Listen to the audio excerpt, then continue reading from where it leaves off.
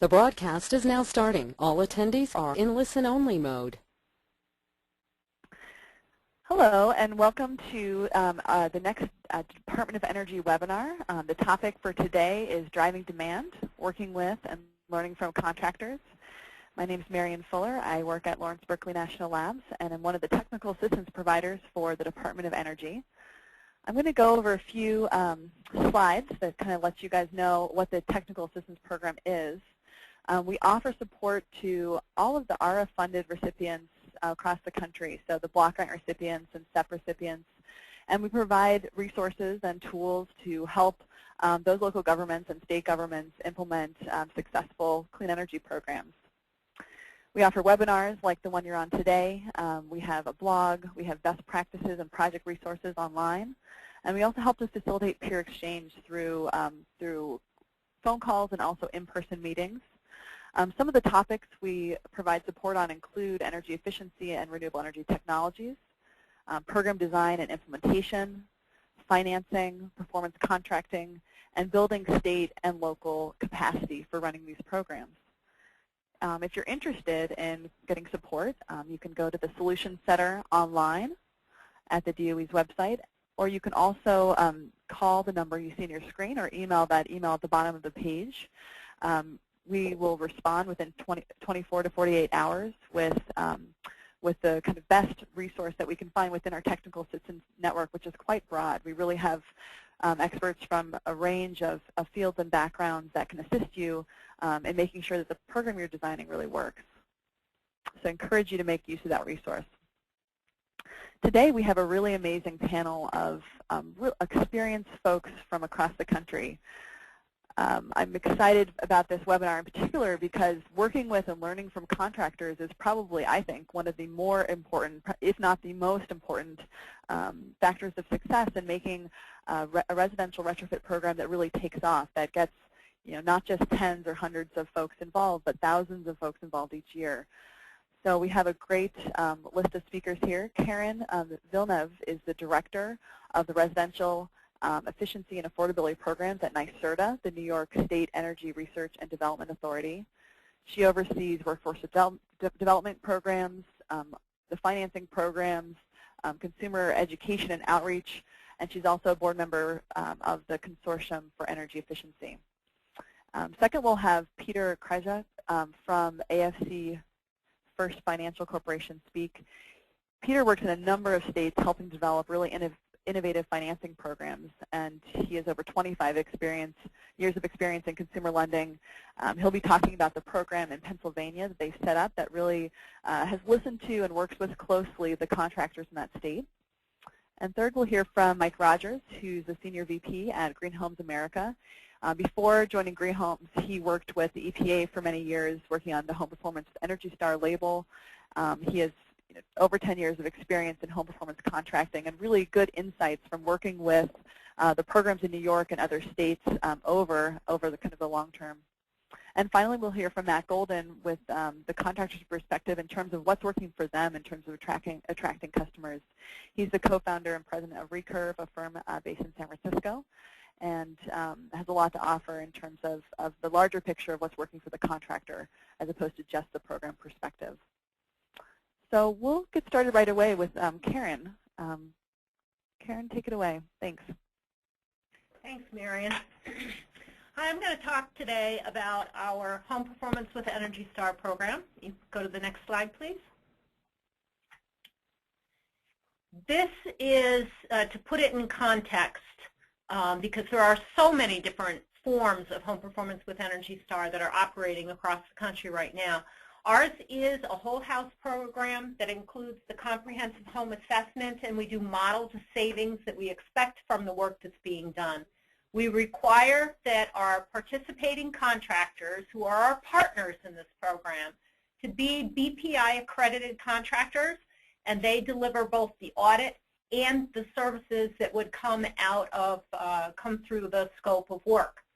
We have an extensive workforce development initiative. We provide technical, business, and marketing training. We also provide marketing and incentives, and we have our own comprehensive multimedia marketing campaign. We also provide the contractors with equipment incentives so that they can really set up to do this kind of work.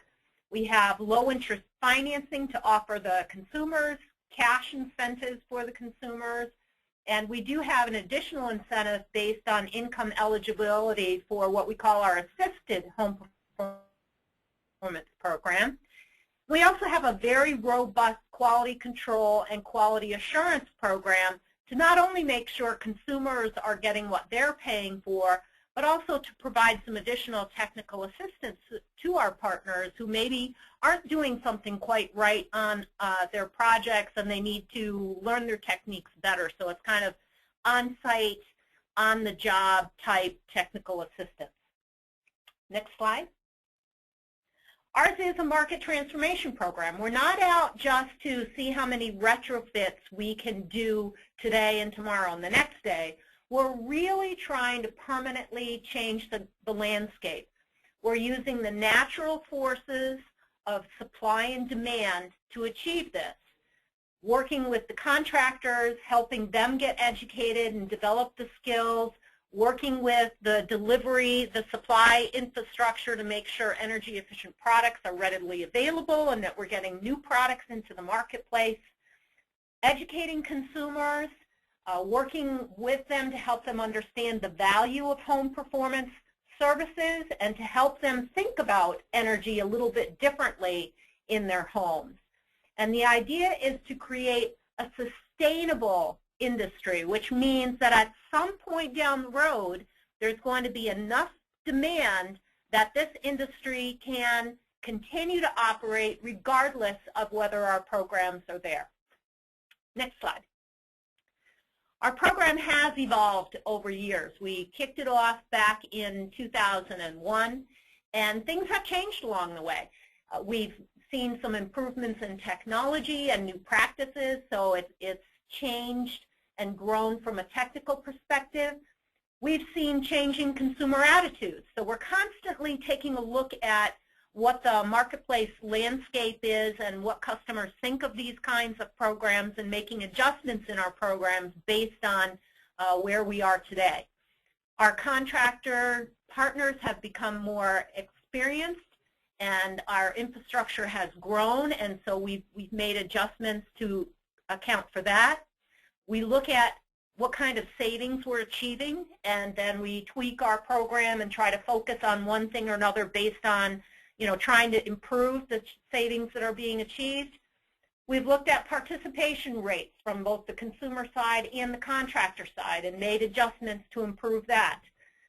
Over time, as the program has gotten bigger, we have found a need to streamline our processes, and so we've tweaked that and tried to improve our turnaround time.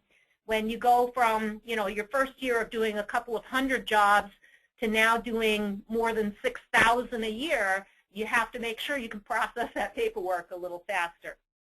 And most importantly, we've looked at the degree of industry success. Are our partners able to make a business out of this? Because that's what it's all about, making sure that you have a program that supports the contractors, that will enable them to be successful, to respond to the demand in the marketplace, to help grow the demand in the marketplace, and eventually have an industry that will keep going, as I said before, regardless of whether we have programs to support it. Next slide. Whoops, went too far. Okay, so here's how the contractor participation has grown over the year. We started off with a small number of contractors in the beginning, and over time, as we've expanded our workforce development initiatives, we've gotten more and more participation as contractors have seen the public responding and seen that there are opportunities in this industry. More contractors have participated. Next slide. So co-op advertising, this is the thing that I really wanted to focus on today. It's important that if you're going to have a sustainable industry, that the contractors have a stake in that success and that they have a means to really drive the participation of the consumers along with the program administrator. And so what we've devised is a co-op advertising program that allows them to do that. We subsidize contractor advertisements and special promotions. We co-brand it. We have really pushed the use of the Home Performance with Energy Star logo as the recognizable brand. Not so much the NYSERDA logo, but really something that the consumer can latch onto. And so we have policies in place about how the program logo will be used, what kind of messaging should be in the advertising. What we're doing is really setting up a framework that the contractors can use. And as I said, we complement the contractor advertising with a very broad multimedia advertising campaign that NYSERDA runs and pays for through television, through print advertising, through radio, through events, et cetera, et cetera. The reason that we do this, there are many reasons we do this. One is to leverage advertising dollars. We have a limited budget. As you all know, cost effectiveness of a program like this is kind of marginal or non-existent in the very early years as you're really trying to build up the program. And so we have some very scarce advertising dollars. If we can put that against what the contractors are spending on advertising their business, it'll make everybody's dollars go farther. And very importantly, the contractor knows their customer. They know how to reach them. They've been doing advertising through whatever means works for them, and we want to take advantage of that fact.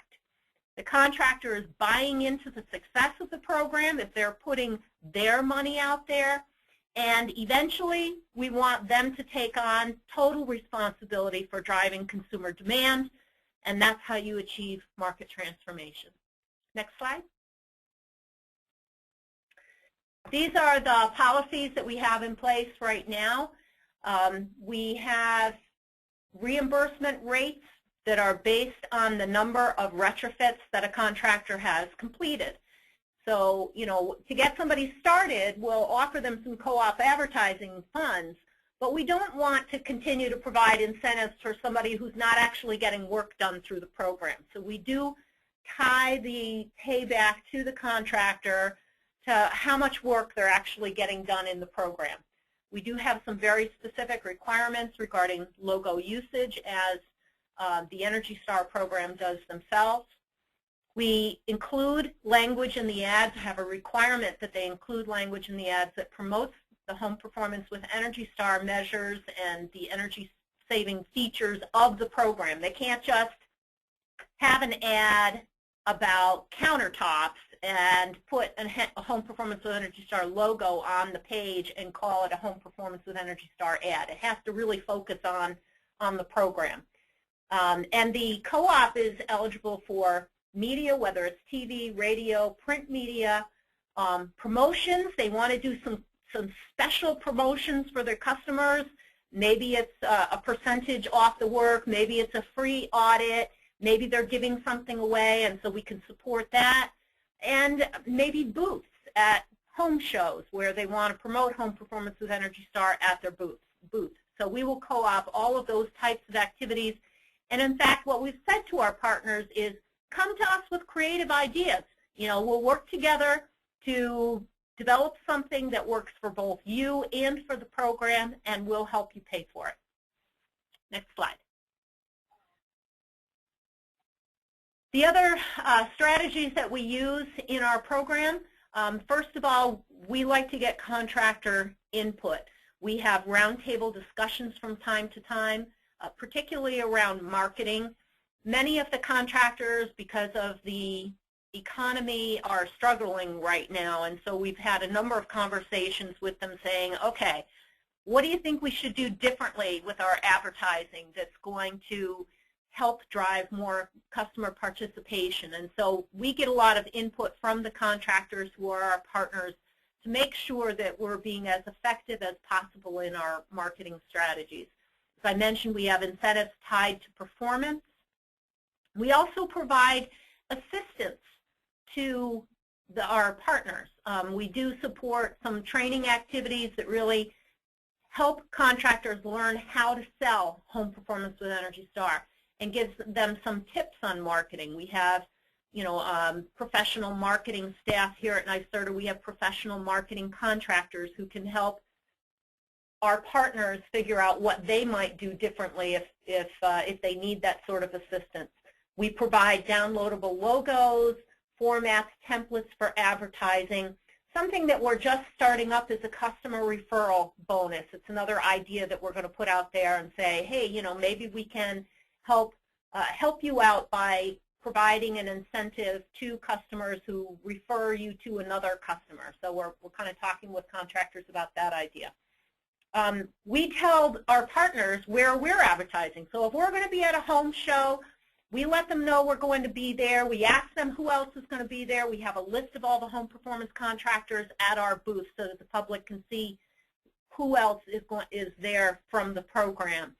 If we're going to run a media campaign on television or radio, we let them know when we're going to do that, what station it's going to be on, so that they can piggyback on it and run their own ads to kind of reinforce the overall messaging.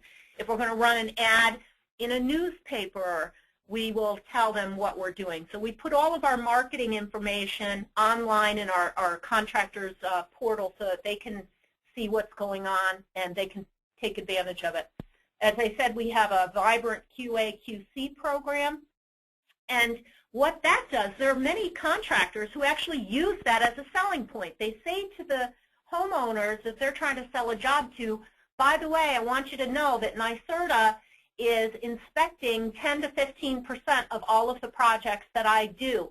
So, that's a selling point for the contractors to say, we do good quality work, and NYSERDA is actually looking over our shoulders to make sure we're doing good quality work. And then finally, we do some evaluation where we look at our marketing efforts, we look at demand in the marketplace, and we try to determine which of the marketing activities, including those being done by our partners, are helping to drive sales.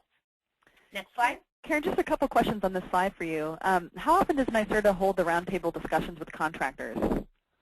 It varies. It depends on what's going on in the marketplace. If things are really chugging along, we may not do it quite as often. If there's a real struggle like there is this year, we're reaching out and doing a lot more meetings.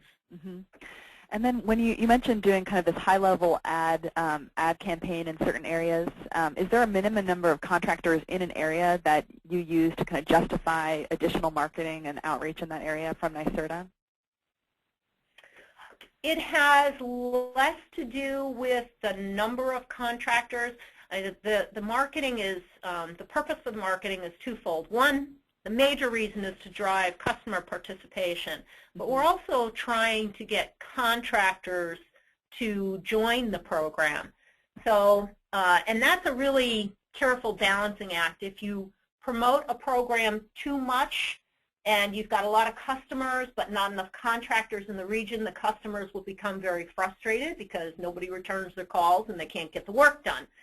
But if you advertise enough to then drive demand, you can say to contractors in that region who maybe have been on the fence and don't quite know whether to jump in or not, look, we are driving demand, we're getting phone calls, there's customers who need services, and we need more contractors, this would be a good time for you to join. So it kind of depends on the nature of the marketing and what we're trying to achieve. It's a balancing act. We have to be careful that we don't have frustrated customers, but we also have to make sure that we're doing enough marketing to serve the partners that we have. If we only have a few partners in a region, we want to make sure, that they're staying busy. Yeah. And then one question about the overall strategy. Have the rebates and policies that you guys have created changed frequently? Do you revamp the program each year to reflect the current market, or has it been pretty stable? It's been pretty stable. I mean, certainly not changing things every year. If we notice something in the marketplace that's really not working, we've tested. We tend to test an approach. We might test it in a small region. Like take a region where we have some contractors who are stable enough that they can take some risks with us, sharing the risk in this program, and we might test something in the marketplace, and if it's not working, we'll pull it back. If it is working, we'll put it out there. But changing things every year, no. You need, contractors need to get people trained. They need to get processes in place. You can take people out of a workforce program, out of training, they're certified. It still takes 6 months or a year for that trained person to become really proficient at what they're doing. You need to give contractors the time to grow, to make the investments they want to make, to get used to the program, to get things up and running, to make progress.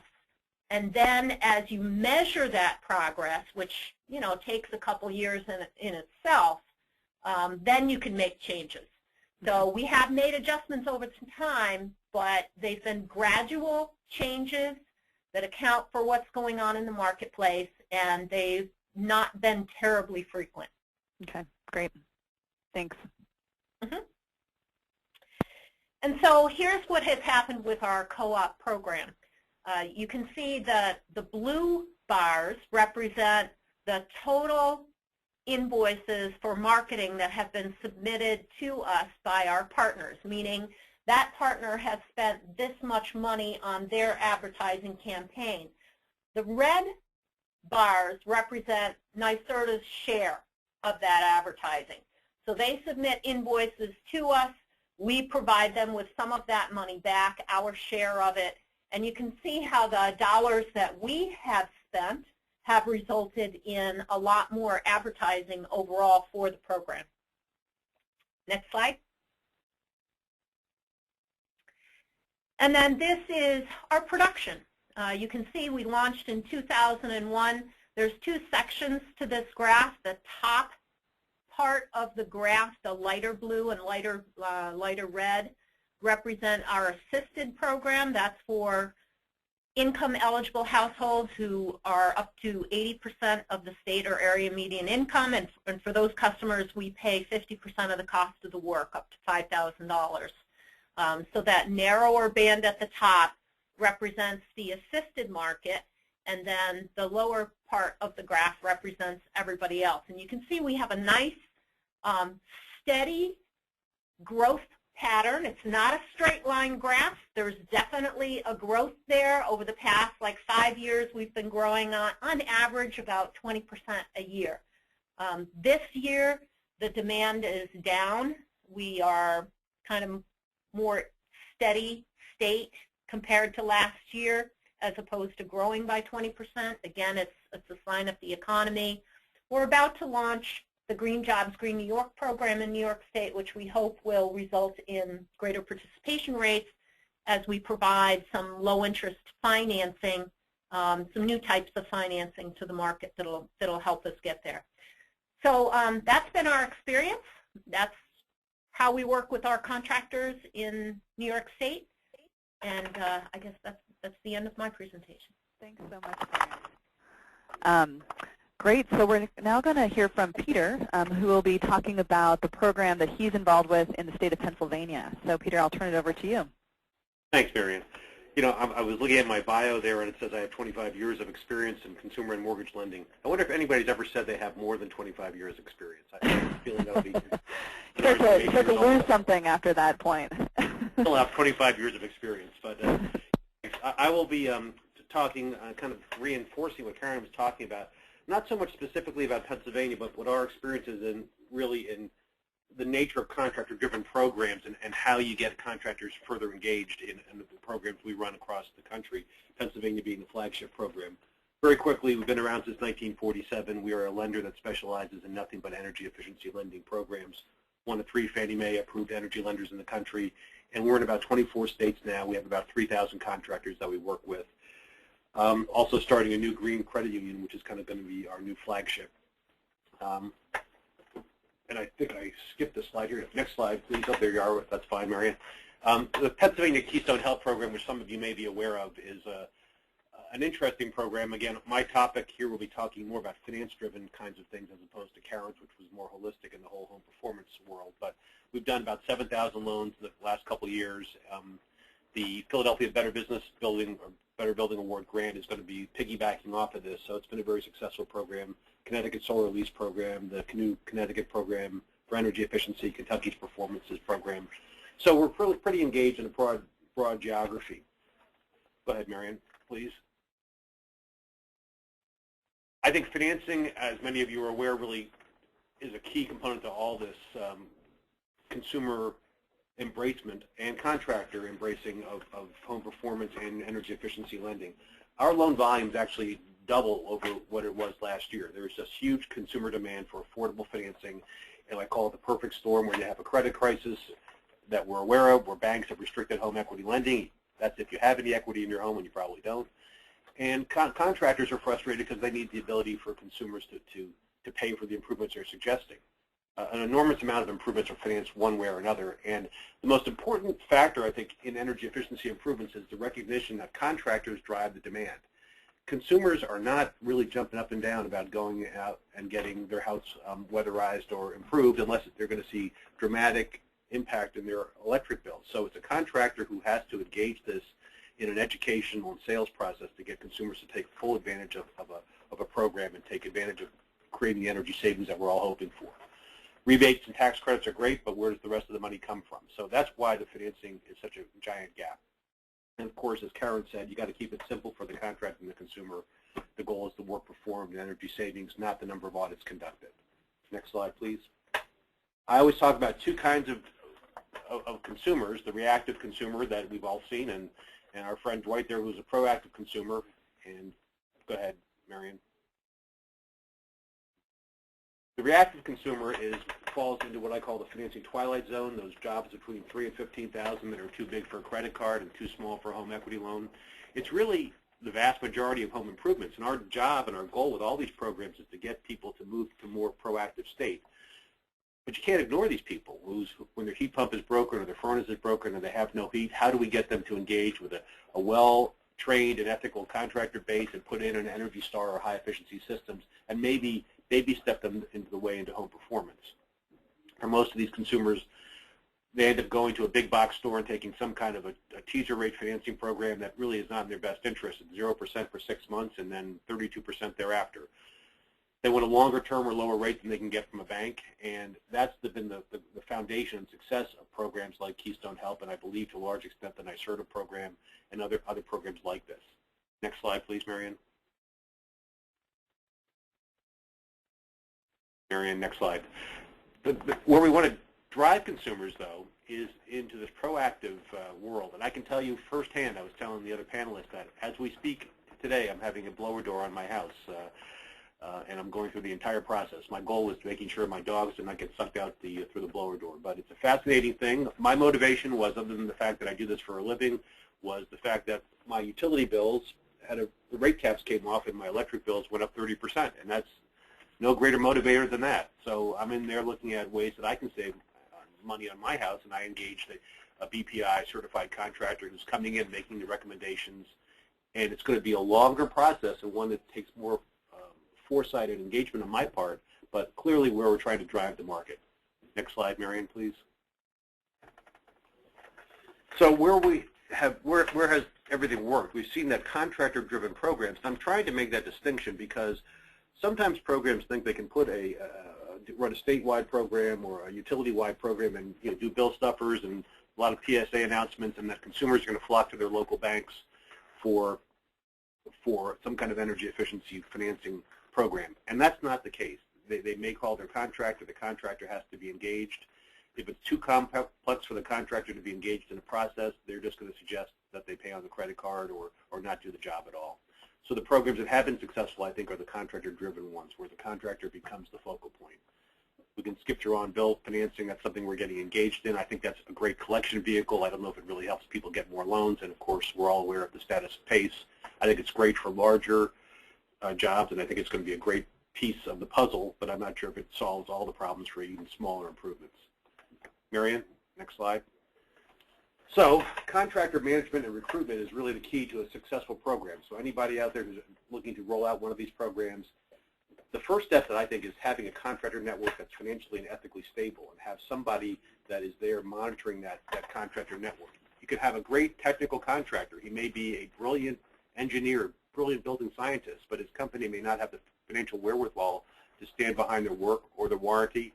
And if that ever happens, that can damage the program tremendously. So the first line of defense is always the financial and ethical vetting of the contractor network. Successful program recruits and trains contractors on how to better utilize special financing and monthly payment plans to increase both their closing rates and market penetration to help grow their business. Again, reiterating what Karen said, this is about helping contractors embrace a new business model so that they can make more money by selling more energy efficiency items. And can we give them the tools to do that that ultimately trickles down and helps the consumer to save more energy? Next slide, please.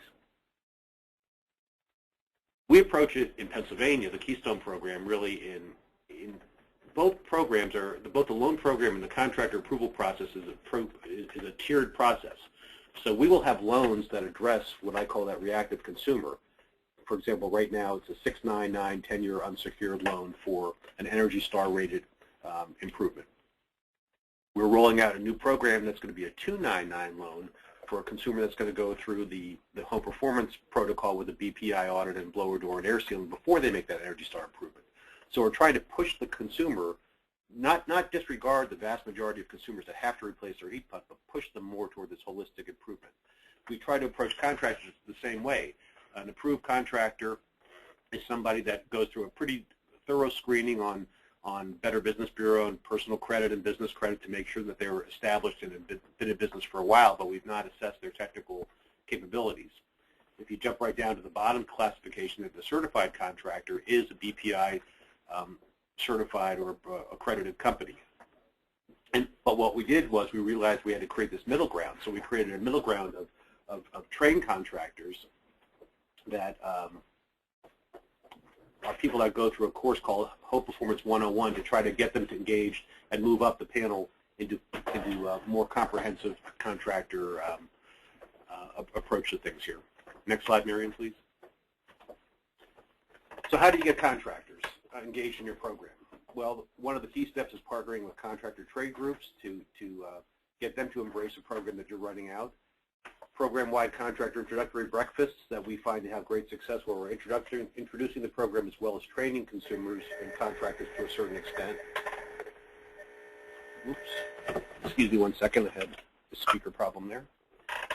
But again, as Karen points out, use the power of your program PR. If you don't have the kind of money to help endorse and provide co-op advertising, the power of institutional public relations is huge. If AFC First sends out a press release, it'll get taken up by some media, by whomever. When the Pennsylvania Treasury Department, or the Department of Environmental Protection, sends out a press release indicating that they're rolling out a new program and we're looking to recruit contractors, believe me, that gets traction. So you don't negate the power of the PR that you have in a program. Contractors will promote the program if they can see that it will help them increase their sales. And maybe some of them have altruistic reasons for doing it, but ultimately these are private businesses that we're engaging here, and their job is to help increase their sales. Again, if it's too bureaucratic, they won't promote it. And more importantly, contractor qualifications. You don't need to reinvent the wheel. They should align with national standards like Fannie Mae. The Fannie Mae loan program is the basis for contractor approvals for most of the state programs that operate. And then when we're talking about technical approval, utilize the BPI standards. Don't make things above and beyond what are already existing or what are becoming the national foundations for national energy efficiency programs. Training basics. We go through lender and program overview when we do these seminars. We do a financing 101, why financing works, how do you integrate it into your sales process. We talk about contractor benefits. Do a lot of role playing on how to present to the homeowner. We go through the program details and process, sales tools, and finally we do some FAQs. So that's just an idea of how a contractor training would go. Next slide, please. We suggest doing a lot of, if we're running a program in Pennsylvania, we'll do a lot of co-op seminars with sponsor-affiliated groups or through local trade groups. So, for example, a chapter of Efficiency First, we'll do a seminar with them, or a heating and cooling contractors webinar. We'll do a cooperative conference with them. We go on location with larger contractors, one-on-one. We certainly can't go, in Pennsylvania we have almost 1,500 contractors, so we're not spending a lot of time with the mom and pops one-on-one, but certainly larger contractors that have engaged business practices, we have a sales team out there working with them. We are just creating a green energy center in our facility here where we'll be able to produce training webinars for contractors, a lot of conference calls, and then we are also developing a series of website training shorts, a lot of role play to help contractors engage in this because you may have a lot of new sales guys coming in. Typical sales tool that we would offer our contractors to show them the comparative nature of how you can help consumers buy more energy efficiency improvements through lower payments, a kind of a good, better, best approach here, and you can see a comparative financing chart, just one of the tools that we offer. Next slide. We always drive it with the which do you think sounds better to a prospective buyer? The system's going to cost you $5,000, or your money and energy saving investment is just $58 a month. Contractors and consumers are in tune to a monthly payment plan. You're buying essentially a small car where you're paying $6,000 or $7,000 or $8,000, and the presentation has to be made as such. That's our single greatest obstacle, is getting contractors to always introduce financing on every sale. Next slide, please. Many contractors make assumptions as to who will finance. They don't offer it on every promotion or every sale or every proposal. They think because somebody has a big house, they don't need financing. In fact, if it's approached as a monthly payment plan, that will help them drive their sales. Don't make the customer ask the embarrassing question, do you have financing? You have a wonderful program here. Use it to improve your business. Put an estimated payment on every sale. And then finally, just because you have a great financing plan, give consumers all the options on how they can pay cash. Maybe they want their points on credit cards. Let them choose the option they prefer. Again, these are just typical contractor sales approaches. Next slide, Marianne. We are offering training through our Green Energy Center now to increase the technical skill set of our contractors beyond this base level. So we want them to see how that by growing their business, they can get engaged in potentially Homestar or programs that award recipients are putting on. We have this Home Performance 101. We go through BPI training and certification, all as an integrated part of our program, working into geothermal, EPA lead paint, and other things. So it's all part of an ongoing package and process. Next slide, please. You have to have ongoing support. You have to have an experienced staff that specializes in energy efficiency loans. We offer e-commerce, web links, web design, web portals to some degree the way NYSERDA does. You have to give these guys tools to help them make their case. Marketing materials, active reports, integration with Green Energy Compass and other tracking software. Next slide. Marianne. Again, programs can be delivered through websites. We are very big on making sure that the contractors all have direct links to our site from their site. So a consumer, when they're talking about a program, they're directing the consumer to their personal contractor website that has an approved link back to the program, because we're trying to help the contractor build the building. I don't really care about my brand. I care about the contractor's brand. Next slide. And finally, don't get caught in red tape. All the programs that you're putting together have to be recognized that they're competing against credit cards. And consumers and contractors will always follow the path of least resistance, even if you're offering the most spectacular 0% program in the world. If it's complex or if it smells of red tape, they won't go there. And again, you want to accomplish your goal without overburdening contractors or consumers with complexity. Next slide, which I think is my grand finale here. So that's us, and again, it's all about the contractor. It's all about making the contractor reputable and discernible for the consumer, and also helping them grow their business. Thanks, Marianne. Great, thanks so much, Peter. Let's move right on to Mike with Green Homes America. We'll try to save some time at the end for questions, but feel free to continue to type them into the box there on the right-hand side of the screen. Thanks, Mike. Go ahead. Great. Thanks, Marion, for the opportunity to speak in the context of your excellent report, and thank all of you on the webinar for participating. As Marion mentioned, I'm Senior Vice President with Green Homes America.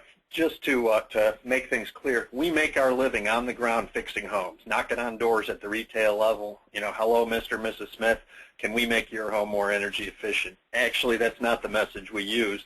I know Matt's going to touch on that a little later, but we're acutely aware of what works out in the market and how programs impact the market. And I'm delighted to hear, you know, what Peter just said about the contractor as a focal point, and Karen certainly mentioned several points along there as well. Right now we're operating in New York, New Jersey, California, Utah. We'll be announcing a couple of additional locations shortly. So what I'll be talking about here today is based on real-world experience as a contractor on the ground.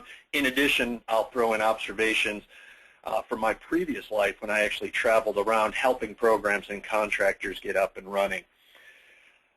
I'll be touching on a few points here and reinforcing several important points that Karen and Peter just made, including, and I can't emphasize this enough, the importance of the contractor in the program's success. However, there's no way that we'll even begin to touch on most of the great content in this report.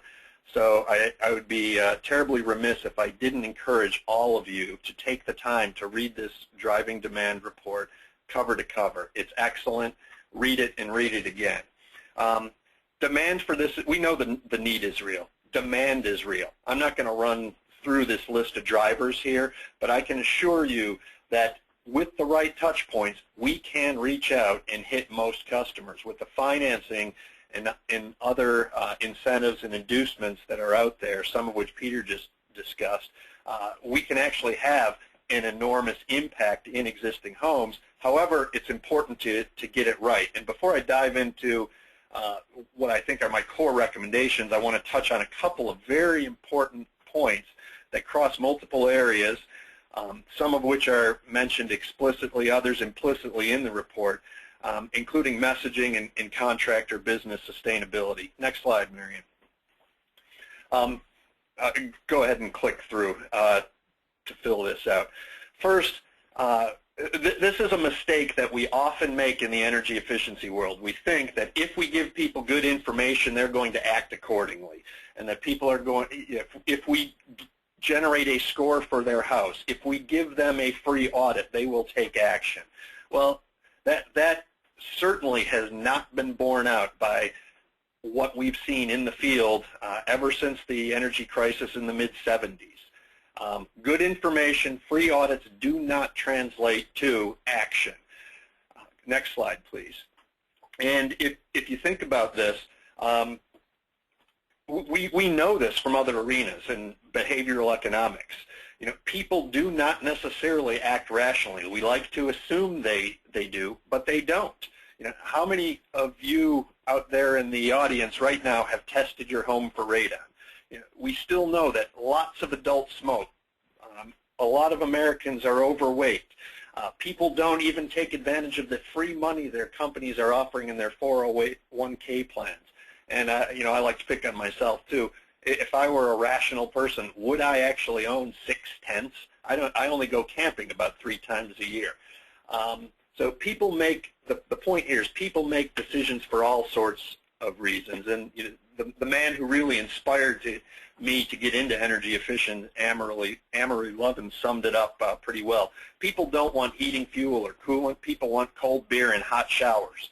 And it's critically important that we remember that as we design programs. And you know, a conclusion that I would take away here is if you, when you're designing your program, you focus only on good information and economic common sense, you're not likely to succeed.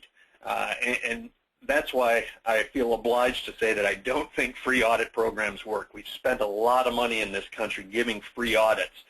I'm going to talk more about incentives. And if you give away free audits, you're going to see a lot of audits. As Peter mentioned, though, you don't necessarily want to see a lot of free audits. You want to see a lot of work getting done. And audits alone aren't going to get us there. We also need to use a variety of messaging, marketing. Messaging, I said it twice, it must be really important. And as Peter said again, divorcing sales from the process, divorcing contractors from the process won't get you the results you need. Next slide, please, Marion.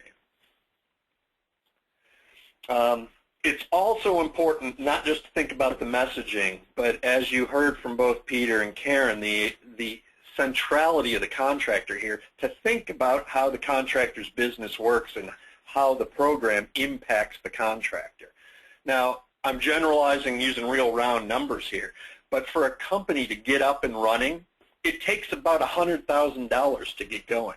Now, a larger company, for example, Green Homes, when we're starting a new location, we're actually writing checks that may total $100,000. For a smaller contractor, they don't have those sort of cash reserves, so some of it's tapping into, their credit cards, the equity they have in their homes, and a lot of it's the equivalent dollars in sweat equity. The important takeaway here is contractors have to make real investments to get up and running, and it takes a long time. And at the same time, they're balancing, cash flow. They need to make payroll on Friday. They've got to pay all their suppliers, et cetera. And, as Peter said, if we don't make it simple and easy for contractors to participate, and by the way, I'm not advocating for low quality standards. I'll get to that in a minute. We need very robust quality, but they have to be clear and they have to be sensical, and there has to be sort of an approach path for contractors to succeed here. If, on the other hand, you throw hurdles and fears and uncertainty with changing resources and dollar amounts, et cetera, you're going to scare contractors away. Next slide, please. Here's kind of how our business works. We're a contractor, and we primarily interact with the homeowner. There's some discussion back and forth, throughout the marketing, sales process, installation, et cetera. Sometimes out there in the real world, we'll actually, pull someone like Peter in, include a finance vendor in the equation. This is tough. This is tough, right here by itself. It's tough to do a good job every time and make a living doing it for contractors. Next slide, please. Remember the last slide, how our business works. I'm not making this one up. This is actually a diagram, and I won't mention the program person, but how they thought the process should work. Obviously, it's a lot more complicated. The more complicated you make it, the more steps you add, the more intermediaries you add, the more times that a contractor has to go back and forth with the program with different quality folks, with different vendors, financing, trainers, et cetera, the more likely it is that they're going to fail or they're not even going to start to begin with. You'll just scare them away.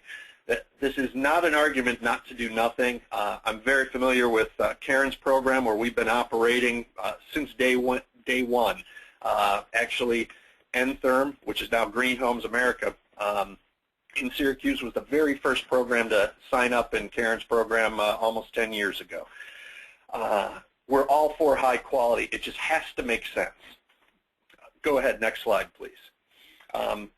Along with that, also we understand reporting. You need to be able to keep an eye on what we're doing. We're fine with submitting data to you. Please, though, try to streamline it. Don't ask for the same piece of data on 6 different forms or on 16 different forms. If it's the same piece of data and it's not changing, only ask for it once if you can. Next slide, please. Good Program Design 101. Again, I'll point you back to the report because it touches on a whole host of key activities. I'm not going to run through everything. I would like to touch on certain key things, including aligning incentives with the goals you actually want to see. I talked a little bit about messaging. I'm going to reinforce a couple of points there. I'm delighted that Peter dove into the contractor's needs and the importance of considering the practical needs of contractors and how it works there. And Karen certainly talked in her own program about being consistent and persistent and the stability that's required over time. And I'm going to reinforce that a little bit. Next slide, please. Incentive structures, and this should be obvious, but I think it's worth repeating. If you want to see energy savings, you have to incentivize energy savings. The corollary to that, again, is audits don't save energy, and free energy audits are not necessarily a good use of resources. I'd actually add that free energy audits aren't free. Somebody's paying for that audit, and if we're talking about using program dollars, which are taxpayer funds or ratepayer funds, we ought to be thinking about using those funds in the way that actually delivers the most results, and we can balance that. certainly in the short term, and as Karen talked about, in the longer term, by transforming the market and getting market actors, homeowners, contractors to take ownership of this and invest their own money. Mike, we have a question here about what the ideal customer copay might be for the audit. Do you have a sense of what you think that should be, or a range? Probably close to 100%, and it certainly should be 100% upfront. If you're going to incentivize an audit at all, I would strongly encourage you to do it only on the back end and only if the customer actually takes action and completes some minimum amount of work. Otherwise, what you're doing is incentivizing an audit, which again does not save energy. That you're falling back on this the fallacy that logic and good information alone drive people to action, and it really isn't the case. Yeah, and how much are audits running in your area, just so folks have a sense of the cost we're looking at?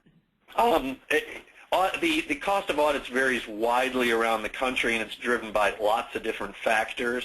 I think a good ballpark is probably in the $300 to $500 range, although it varies widely based on what local wages are, even what size the housing stock is. I can tell you in New York, and we have the luxury of doing this, over time the price of the audit in our market has been driven down to zero.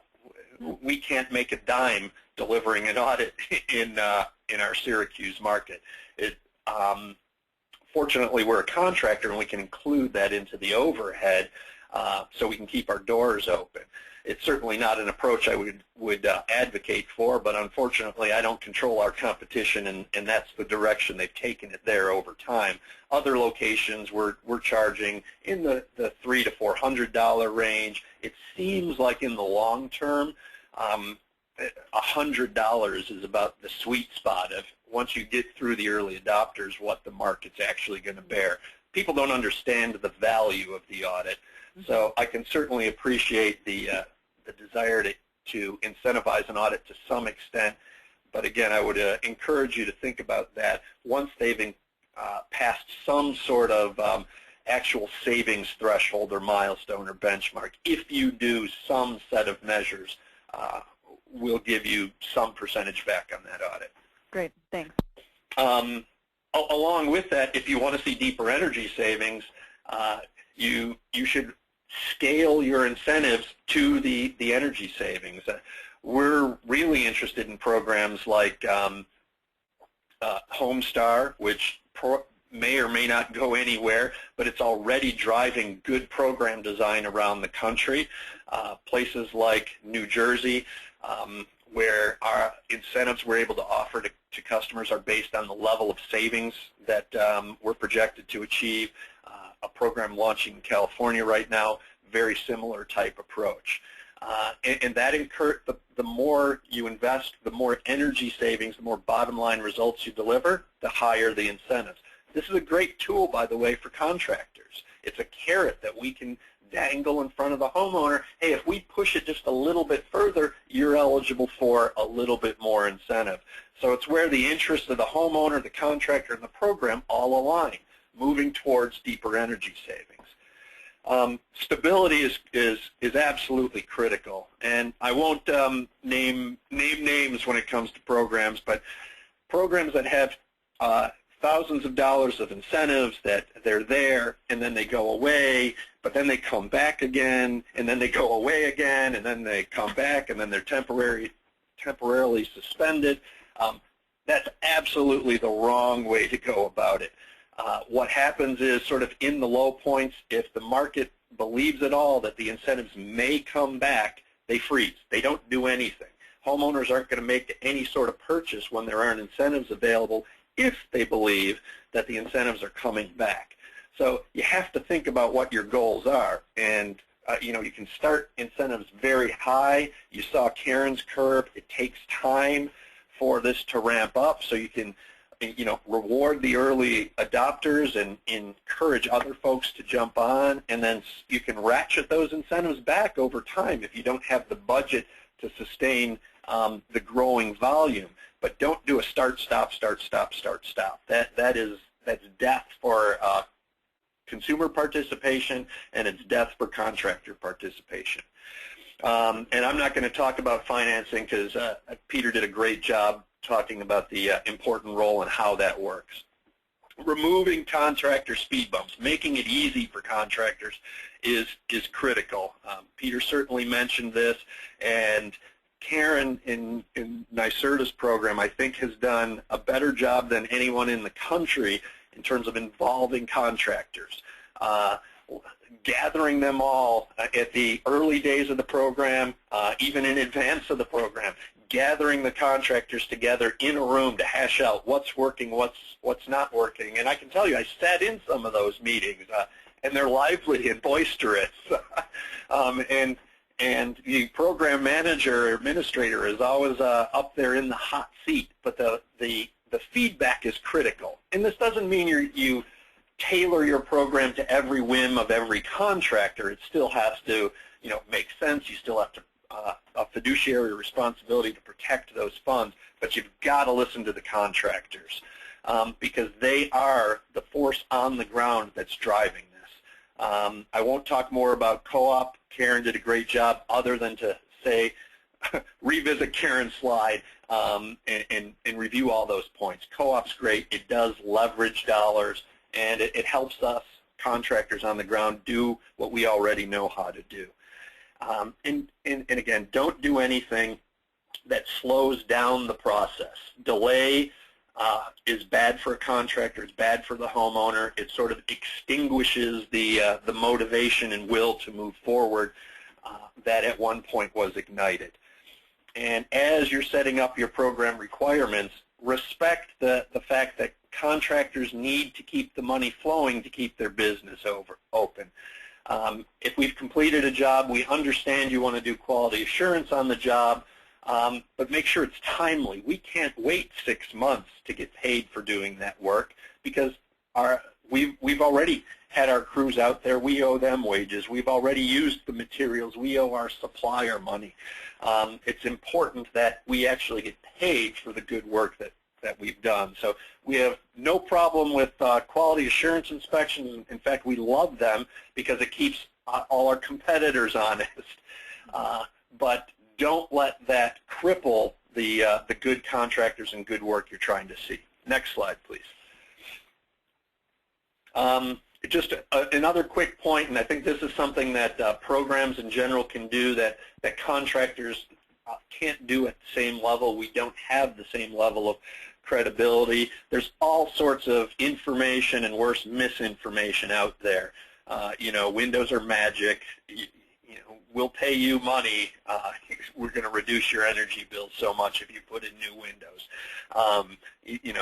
Terrible products that full-page color advertising people think are going to be their cure-all solutions.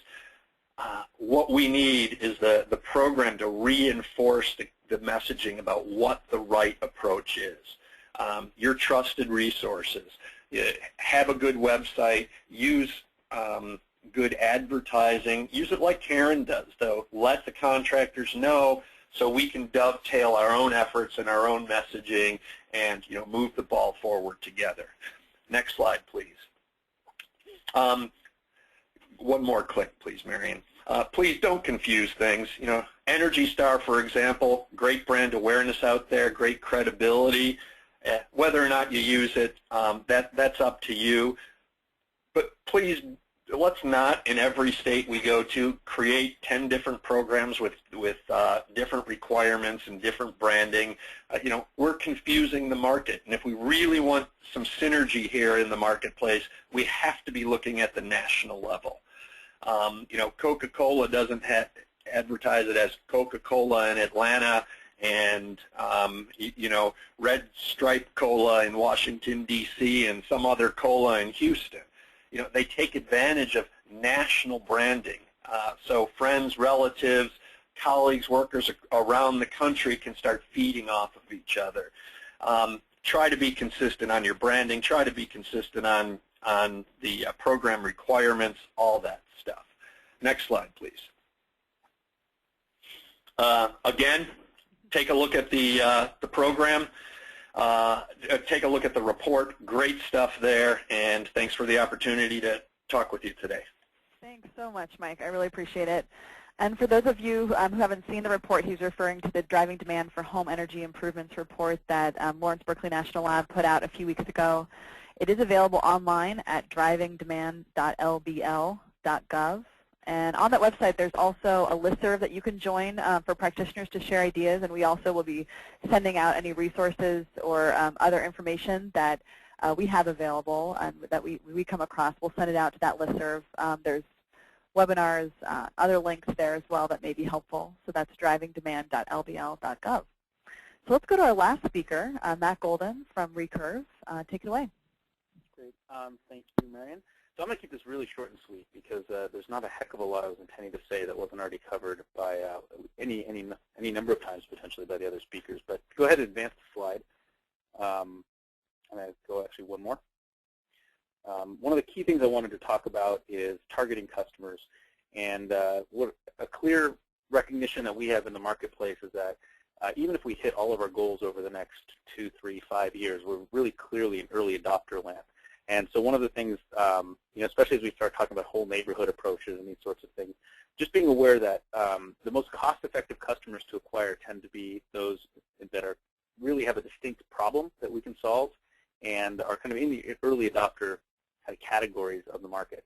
And so recognizing that if we want to broaden our approach and say get everybody on a block, which is a combination of early adopters and a bunch of skeptics and laggards and others, you end up actually tuning your whole program to acquire the most costly customers. And so we're really careful as we go in the marketplace to try to identify those customers that are most likely to convert into a retrofit. And then we measure all of our marketing and all of our approaches by the all-in cost, not to acquire an audit or to acquire a lead, but the actual cost of acquiring a customer as a percentage of retrofitting revenue. And the key thing is that we want to attack those places in the market that we can most cost-effectively acquire customers, because demand is the key to transforming this market, especially in the near term. And I know we have a lot of other goals attached to these programs as well. But the initial step to achieving any of those goals is actually standing up a marketplace that has successful companies in it that are actually doing business, making money, creating jobs. And by far, those folks that we can identify clear issues and are kind of ready to move are the most cost-effective to acquire. So if you go to the next slide, again, this is really key, is we sell solutions to problems, not products, not audits.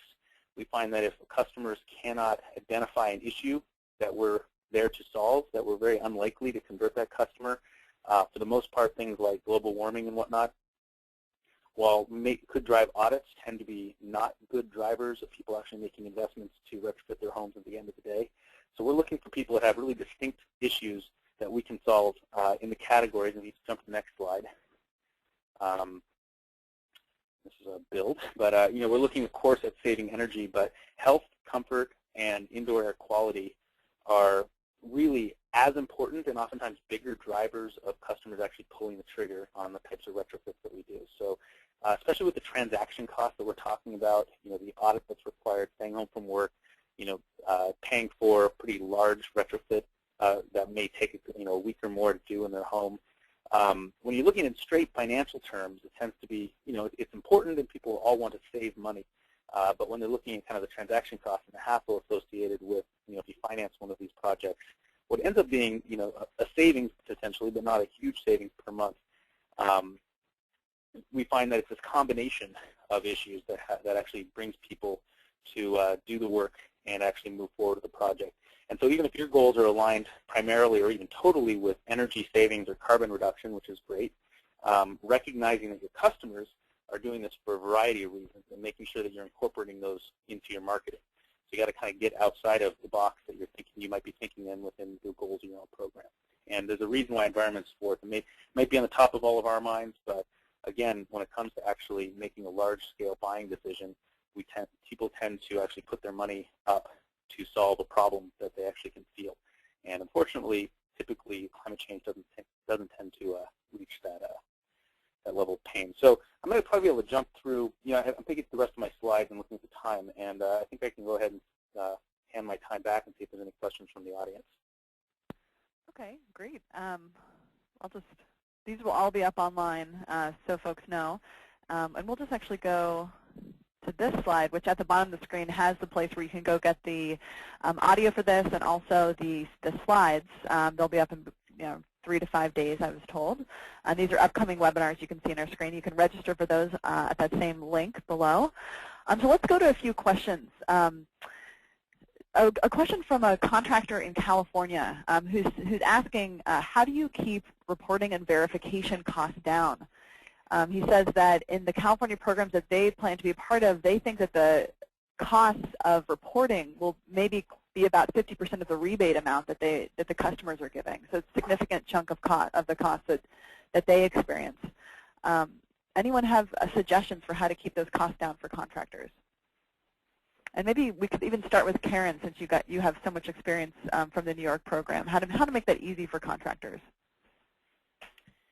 Well, not knowing for sure what the reporting requirements are that are being spoken of, we require that the contractors upload the audit and actually the model that comes out of the audit.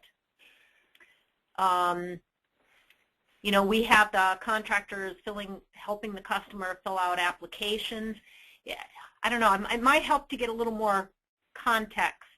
Well, maybe you could just say what's expected in terms of reporting for contractors in your program, just so folks can get a sense of how it's done elsewhere. And since you've done it for so long, it's probably better than most, I would guess. Yeah, I don't know about that.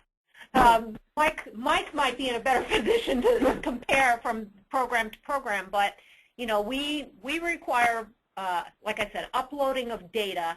The reporting itself, a lot of that is done through invoicing. If they're coming for incentives in one thing or another, they've got to provide some evidence of the incentives that they're going after. So there's a lot of invoiced information. It's really, the model, and I think that that's where most of our partners do find the greatest challenge, is that the model itself takes a fair amount of time.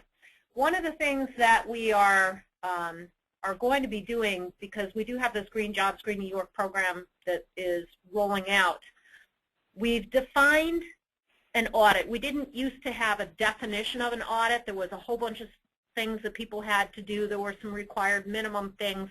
But we've really defined the minimum audit that has to take place for the program.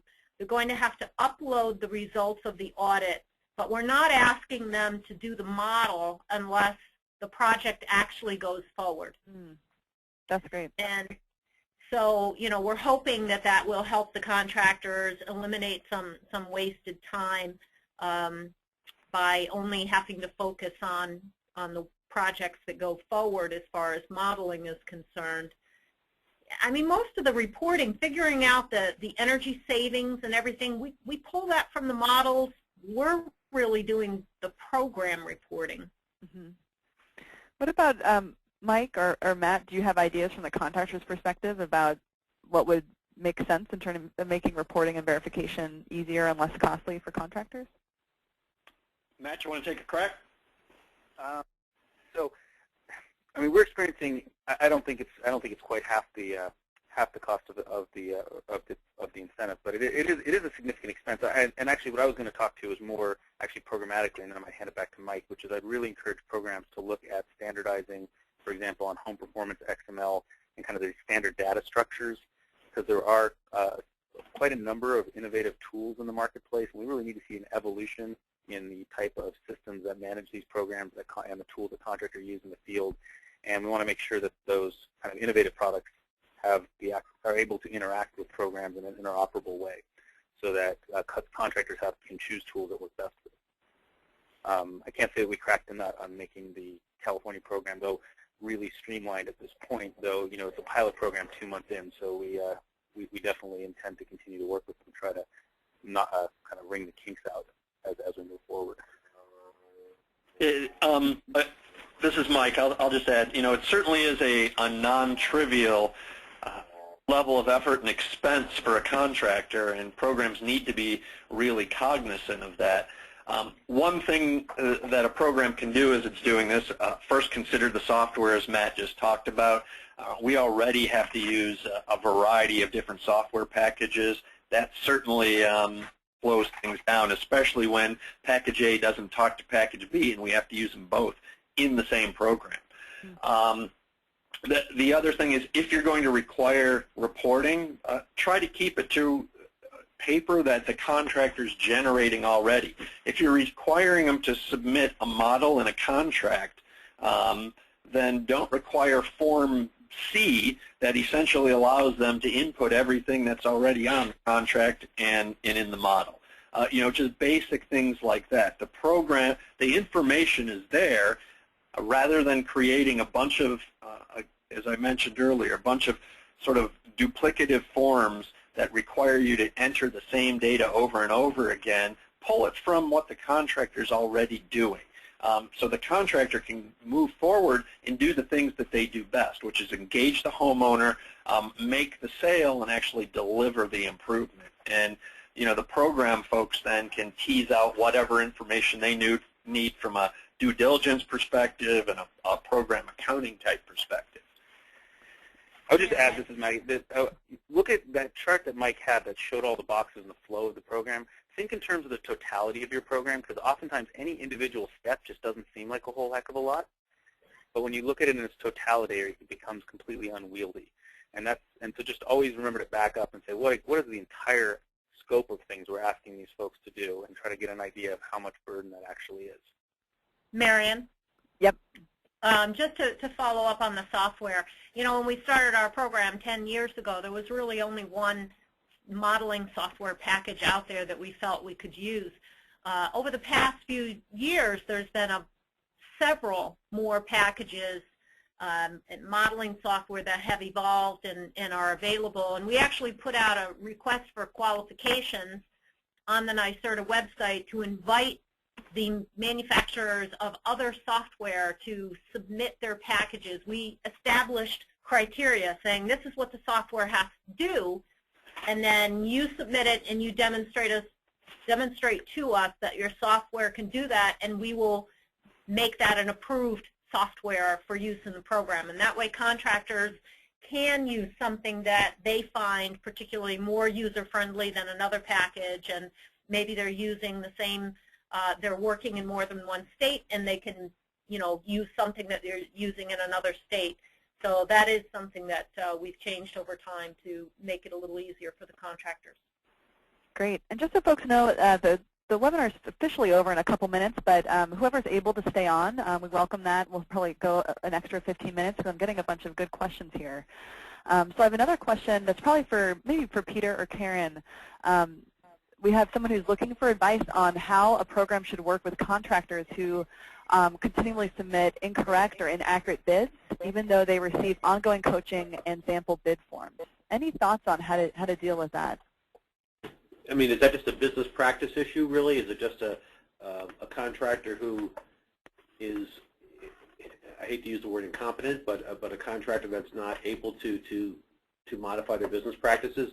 If we have contractors like that, we will fire contractors if we sense or smell any kind of ethical issues or any kind of sales practice issues. They're terminated from the program. If they have issues in terms of how do they participate in the program, and you've done everything you can in terms of trying to coach them, there comes to a point where you say, well, it's not worth it. So I think you got to be, you can't exhaust yourself in dealing with an incompetent contractor. Yep. Yeah, I mean, I would agree with that. We bend over backwards to work with contractors and help them get processes in place. I think what Mike said before, he has actually helped a number of contractors, even contractors that are competing directly with him in the same market, to get processes in place that can help them grow, because there's plenty of work to go around. Competing with other contractors, you can also collaborate with other contractors, and it's good for everyone to help grow the market. And I think using successful contractors to mentor contractors who are coming into the program is a really good thing to do. That's a great idea. We have another question here from from someone working in a very new market where he says that contractors don't have the resources yet to get up to speed on doing the energy modeling. Are there any guidelines of a prescriptive set of measures that can be used to justify savings, just at least to get started? Or do you guys think that you have to go straight in with energy modeling? You know, we did modeling a lot at the beginning, and actually we have a database now with, you know, like 35,000 modeled homes. We ourselves are looking at, are there ways that we can streamline the process and not require modeling for everything? Are there some kind of typical homes that, you know, if this is the description of your home, we feel pretty confident that we have a better understanding of the savings. The problem is here in the Northeast, and I don't know where the question is coming from, boy, we've got some really, really old homes, and we've got a lot of variety in the homes, and every home is different. And where there may be some general rules, some about what the savings could be expected to be, people have done all kinds of work on their home, and there's an awful lot of additions. You've got a home that was built, you know, 100 years ago, and it was a little tiny thing, and it's got 3 or 4 additions built onto it. There are so many different configurations, it's really hard to do. There may be other parts of the country where, or neighborhoods, you know, a whole neighborhood that was all built at the same time, and you might feel a little more comfortable then going in and saying, okay, in this neighborhood, we feel pretty confident that we understand what's going on in these homes. Even there you might find some where someone has done some work, but I think it really depends on the scenario that you're working with, and I'll pass it off to Mike and Matt, who are better equipped to answer that. Any other thoughts? I'll chime in. I think at some level, some type of modeling is necessary. For example, we need to size equipment properly, and to do that, you're doing, you know, manual J or equivalent, which is essentially a model.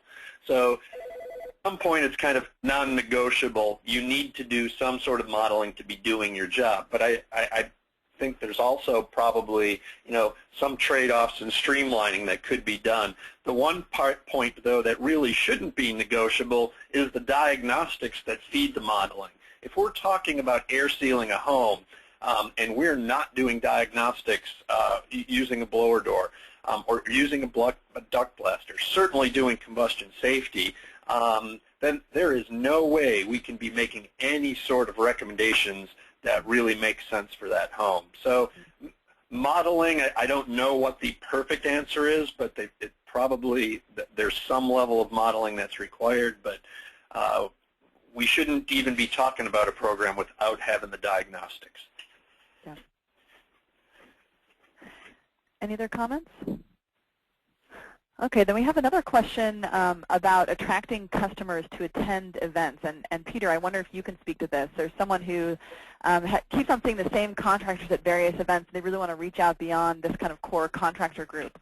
Are there any good topics that will lure new contractors you know, that have shown success for any of the programs you guys work with?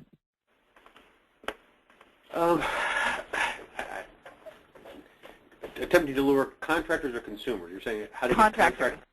Yeah, they're trying to basically reach out to contractors. I was surprised with how quickly it was in both Pennsylvania. I'll use Pennsylvania and Connecticut as examples. How quickly the higher-end contractors all fell into place. They saw that their competitors were offering a program, and they wanted to get in on it. So I think I mean, Connecticut was the same thing. You know, we announced the program, contractors just signed up. Now, getting them to use the program that's the next step. So attracting contractors in to get approved is easy, at least in our experience.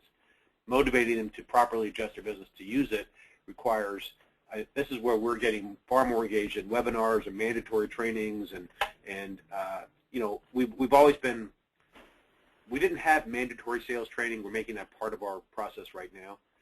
So I think you need to have a proactive engagement with a business development staff to really get out there and get them to use the program. Great. Any other thoughts?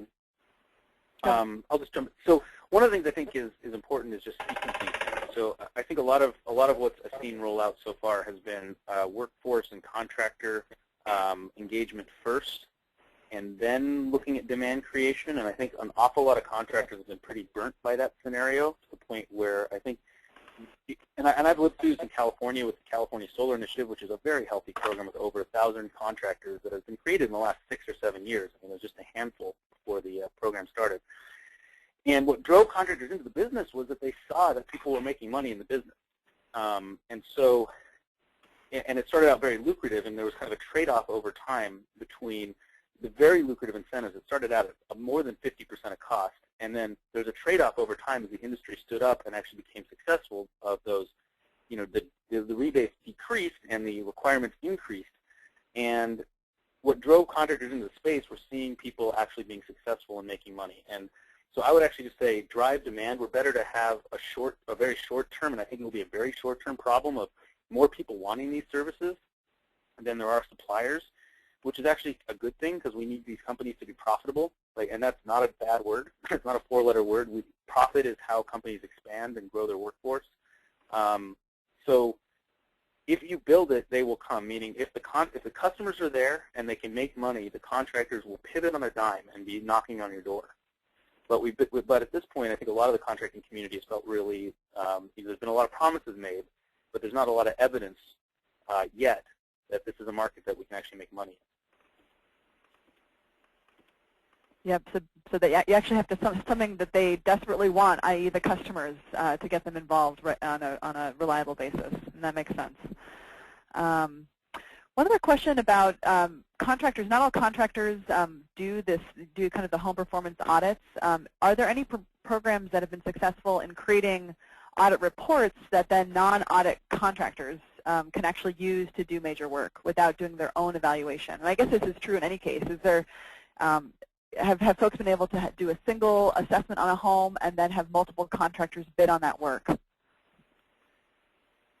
And just personally, actually, I've been looking at doing work on my own home, and the idea that I might not be able to get multiple bids is, it's a little bit concerning and also very different than what the rest of the kind of the remodeling industry, et cetera, looks like. Usually you have multiple bids. So any thoughts on that?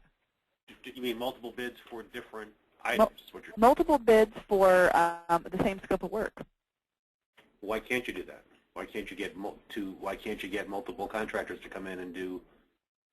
My problem as a lender is it's hard to have multiple contractors on a single job. Mm-hmm. I would rather have one guy be the GC and pay him and have him sub out to other people, because we can't, a timing issue of staging funding on a job, it's too difficult. Mm-hmm. What precludes you from getting multiple home performance contractors to come in and give you bids? Well, usually it's a matter of that each one needs to be paid a certain amount to do that evaluation. So you don't want to, and I've heard contractors say that they don't want to bid on an evaluation that someone else has done. So it's that initial cost of doing that assessment. So I think this is Matt Golden. One of the issues, there's a trade-off, but one of the issues that we have as contractors, typically with third-party auditors, is that we're being asked to come in afterwards and actually take legal liability and responsibility for that work, the kind of success of that work scope. Hmm. And the initial audit also, so one is we have to actually trust that the auditor who did the work knew how to write a scope of work that we could actually build. And that doesn't tend to be the case. Generalities and averages that get spit out of auditing tools automatically don't really, because of the diversity in the housing stock, they don't really line up with what you can physically do in an individual house. And because we also, as contractors, have to look at a lot of details around, attic access, knob and tube wiring, size of the gas pipe, all sorts of really specific details that make or break our projects and our ability to actually build those specific work scopes, we almost always have to come back in and re-audit the house. So it's not actually, when you look at it from just a cost perspective, it's not really streamlining our workflow at all, and it's actually putting a lot of extra costs on the homeowner because they're going to pay for that initial audit, and quite frankly, they're going to have to, built into my price, pay me to do the next audit again. And that's been our experience, and I was hoping Mike Rogers would pipe in because there are some programs like in New Jersey that started out that way. Mike, are you still on the line? Yeah, and our experience is exactly the same. We have to do the audit because we need all those details. We need to know what that attic looks like.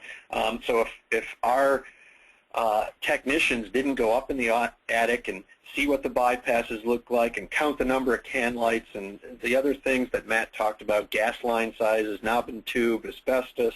There's no way we can bid from that scope of work and feel that we're actually bidding based on the real conditions that are there and that we're bidding a job that we can actually deliver because, as Matt said, we're assuming all the liability. I'll tell you, we're one contractor that's happy to go in after another contractor's done the work. We love to charge for the audit that we actually get paid for our time. But we'll come to your house after somebody else has been there, generally, even if we can't pay, because we want to win your business, and we're going to do the audit. We're going to build the trust and confidence in the customer. Get another bid. Keep us honest on pricing, but let's make sure we're talking apples and apples. And we have not seen, and we've worked with people who do audits and do audits only, and they're always looking for a contractor to deliver the work. And as Matt said, we have to go back in and redo that audit. There's just no way out of it. And so that implies that we're having contractors do the audit and then do the work. Especially at least in the business models that you two are using, Mike and Matt. And I'm wondering, for Karen, how does the quality assurance of NYSERDA's program really make sure that the customer is kind of getting what they paid for, having a good experience? It is the quality that is claimed by the program. Yeah, so we sample 10 to 15% of the projects that are done in the program. With new contractors, we sample a higher percentage, and with contractors who have proven themselves year after year, it'll be a lower percentage. And we do a couple of different things. First of all, we verify that the work that was in the scope was actually done. We talk to the customer about their experience, and then we look very closely at the quality of the work done. We make sure it was done properly. And we have had cases where, we've called up the contractor and said, you've got to get back over here, you have a problem. Sometimes there's health and safety issues that were not properly resolved, and we have to make sure that that gets done. If we have contractors that we continue to see problems with, we put them on suspension. We don't let them participate in incentive programs. If there are contractors who still don't come around and perform work to the quality standards, they are no longer in the program. We'll remove them from the program. And that gives the customers a sense of confidence, knowing that quality assurance program is out there, that they can trust the contractors that they're working with. I understand the frustration with not being able to get multiple bids. A customer may be able to call a contractor up and say, look, I've already had a contractor in here. I paid for an audit. They gave me a scope of work. I'm not quite sure that I understand it, or I'd like to get another bid. Would you charge me if you come in and do another audit and bid on the work? They might be able to get some contractors to do that. Our experience is exactly what Michael and Matt said, that we don't have contractors here who will just take someone else's audit and do the work based on that audit. And in addition to that, the vast majority of customers that we serve, and this is in every market we're in, they actually are getting multiple bids. There are some exceptions, especially where we have long-standing relationships, and this is a relationship-based business. But many of our customers have another contractor, sometimes 2 or 3 other contractors in. Great. Well, thank you all so much. We're 15 minutes over time, and we still have over 100 people on the line, so I think that's a really good sign. I want to thank all of the presenters. You did an excellent job, and I really appreciate you sharing your experience with the group. I encourage folks to sign up for future webinars, and please feel free to give us feedback on this and other webinars. My email address is mcfuller@lbl.gov. And if you have feedback on what future webinars around driving demand issues you might want to see, I'd be really open to ideas for that. So thank you all so much. Bye.